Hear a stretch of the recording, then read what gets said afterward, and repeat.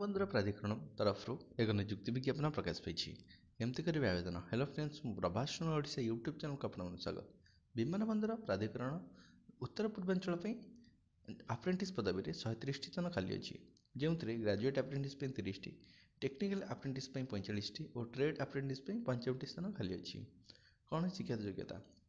ପ୍ରାର୍ଥୀ କିମ୍ବା ପ୍ରାର୍ଥିନୀ ITI, ଡିପ୍ଲୋମା କିମ୍ବା ଡିଗ୍ରୀ ହାସଲ କରିଥିବା ଆବଶ୍ୟକ। ବୟସୀମା ରହିଛି 18ରୁ 26 ବର୍ଷ।